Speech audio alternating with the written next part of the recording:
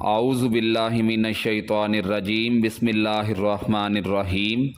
پاک ہے وہ ذات جس نے ہمیں پیدا کیا، دیکھتی آنکھوں سنتے کانوں۔ آپ کو موٹو اسلام کی طرف سے سلام پہنچے۔ آج کا جو ہمارا موضوع ہے وہ حضور صلی اللہ علیہ وآلہ وسلم کے ملک شام کے سفر کے حوالے سے ہے، جس میں آپ سیدہ خدیجہ الزہرا رضی اللہ تعالی عنہا کا سامان لے کے گئے۔ مکہ میں آپ صلی اللہ علیہ وآلہ وسلم کی امانت اور دیانت کی وجہ سے آپ کو امین کہہ کر پکارا جانے لگا تھا۔ آپ صلی اللہ علیہ وآلہ وسلم کا یہ لقب بہت مشہور ہو گیا تھا۔ لوگ آپ کو امین کے علاوہ اور کسی نام سے نہیں پکارتے تھے۔ انہی دنوں ابو طالب نے آپ صلی اللہ علیہ وآلہ وسلم سے کہا، اے بھتیجے، میں ایک بہت غریب آدمی ہوں اور قحط سالی کی وجہ سے اور زیادہ سخت حالات کا سامنا ہے۔ کافی عرصہ سے خشک سالی کا دور چل رہا ہے۔ کوئی ایسا ذریعہ نہیں کہ اپنا کام چلا سکیں، اور نہ ہماری کوئی تجارت ہے۔ ایک تجارتی قافلہ شام جانے والا ہے، اس میں قریش کے لوگ شامل ہیں۔ قریش کی ایک خاتون خدیجہ بن خویلد شام کی طرف اپنا تجارتی سامان بھیجا کرتی ہیں۔ جو شخص ان کا مال لے کر جاتا ہے وہ اپنی اجرت ان سے طے کر لیتا ہے۔ اب اگر تم ان کے پاس جاؤ اور ان کا مال لے جانے کی پیشکش کرو تو وہ ضرور اپنا مال تمہیں دے دیں گی، کیونکہ تمہاری امانت داری کی شہرت ان تک پہنچ چکی ہے۔ اگر میں اس بات کو پسند نہیں کرتا کہ تم شام کے سفر پر جاؤ، یہودی تمہارے دشمن ہیں، لیکن حالات کی وجہ سے میں مجبور ہوں، اس کے علاوہ کوئی چارہ بھی نہیں ہے۔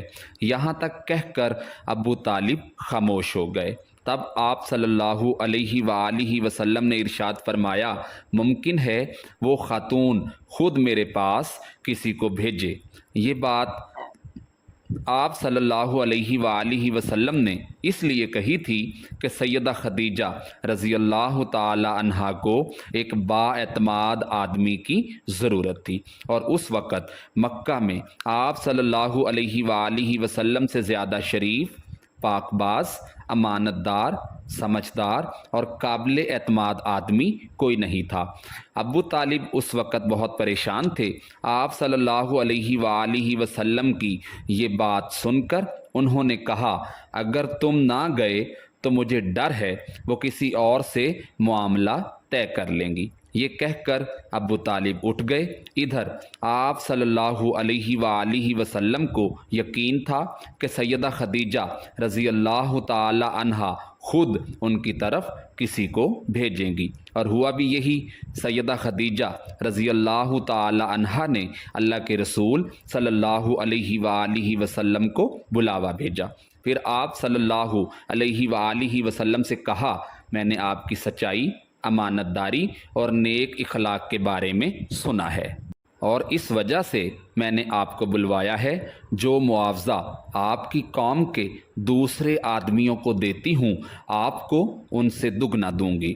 آپ صلی اللہ علیہ وآلہ وسلم نے ان کی بات منظور فرما لی۔ پھر آپ صلی اللہ علیہ وآلہ وسلم اپنے چچا ابو طالب سے ملے، انہیں یہ بات بتائی۔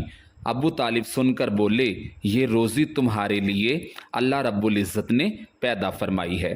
اس کے بعد آپ صلی اللہ علیہ وآلہ وسلم سیدہ خدیجہ رضی اللہ تعالی عنہا کا سامان تجارت کی غرض سے ملک شام کی طرف لے کے روانہ ہوئے۔ سیدہ خدیجہ رضی اللہ تعالی عنہا کا غلام میسرہ آپ صلی اللہ علیہ وآلہ وسلم کے ساتھ تھا۔ روانگی کے وقت حضرت خدیجہ رضی اللہ تعالی عنہا نے میسرہ سے کہا، کسی معاملے میں ان کی نافرمانی نہ کرنا، جو یہ کہیں وہی کرنا اور ان کی رائے سے اختلاف نہ کرنا۔ آپ صلی اللہ علیہ وآلہ وسلم کے سب چچاؤں نے قافلے والوں سے آپ کی خبر گیری رکھنے کی درخواست کی۔ اس کی وجہ یہ بھی تھی کہ ذمہ داری کے لحاظ سے یہ آپ صلی اللہ علیہ وآلہ وسلم کا پہلا تجارتی سفر تھا۔ گویا آپ صلی اللہ علیہ وآلہ وسلم اس کام میں بالکل نئے تھے۔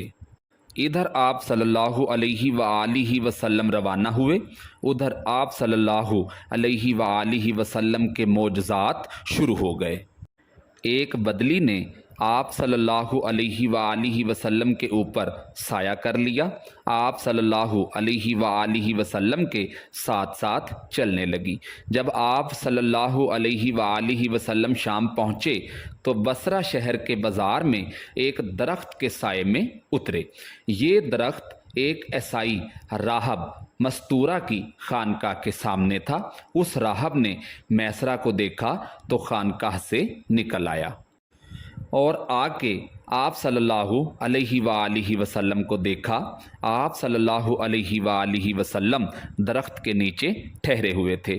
اس نے میسرہ سے پوچھا، یہ شخص کون ہے جو اس درخت کے نیچے موجود ہے؟ میسرہ نے کہا، یہ ایک قریشی شخص ہے، حرم والوں میں سے ہے۔ یہ سن کر راہب نے کہا، اس درخت کے نیچے نبی کے سوا کوئی آدمی نہیں بیٹھا۔ مطلب یہ تھا کہ اس درخت کے نیچے آج تک کوئی شخص نہیں بیٹھا۔ اللہ تعالیٰ نے اس درخت کو ہمیشہ اس سے بچایا ہے کہ اس کے نیچے نبی کے سوا کوئی دوسرا شخص نہیں بیٹھے گا۔ اس کے بعد اس نے میسرہ سے پوچھا، کیا ان کی آنکھوں میں سرخی ہے؟ میسرہ نے جواب دیا، جی ہاں بالکل ہے، اور یہ سرخی ان کی آنکھوں میں مستقل رہتی ہے۔ اب مستورہ نے کہا، یہ وہی ہیں؟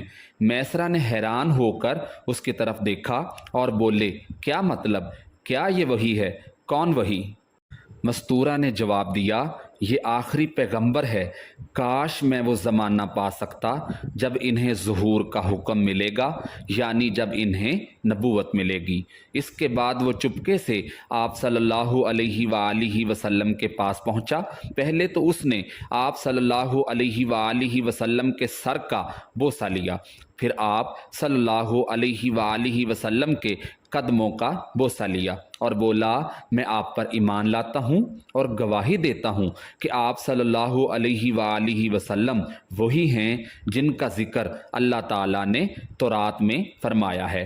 اس کے بعد مستورہ نے کہا، اے محمد صلی اللہ علیہ وآلہ وسلم، میں نے آپ میں وہ تمام نشانیاں دیکھی ہیں جو پرانی کتابوں میں آپ کی نبوت کی علامتوں کے طور پر درج ہیں۔ صرف ایک نشانی باقی ہے، اس لیے آپ ذرا اپنے کندھے سے کپڑا ہٹائیں۔ آپ صلی اللہ علیہ وآلہ وسلم نے اپنے شانہ مبارک سے کپڑا ہٹا دیا۔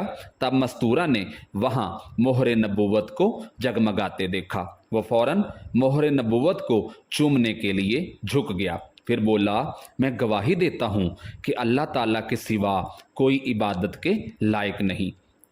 اور پھر اس نے کہا کہ میں یہ بھی گواہی دیتا ہوں کہ آپ صلی اللہ علیہ وآلہ وسلم اللہ تعالیٰ کے پیغمبر ہیں۔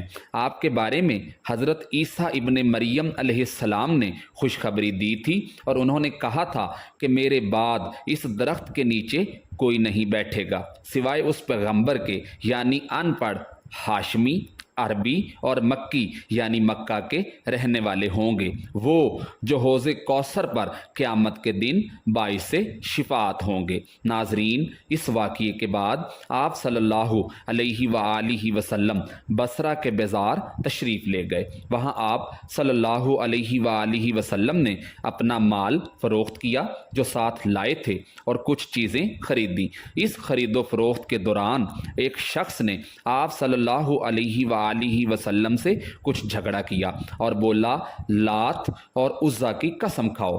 آپ صلی اللہ علیہ وآلہ وسلم نے ارشاد فرمایا، میں نے ان بتوں کے نام پر کبھی قسم نہیں کھائی۔ آپ صلی اللہ علیہ وآلہ وسلم کا یہ جملہ سن کر وہ شخص چونک اٹھا، شاید وہ گزشتہ آسمانی کتاب کا کوئی عالم تھا اور اس نے آپ صلی اللہ علیہ وآلہ وسلم کو پہچان لیا تھا۔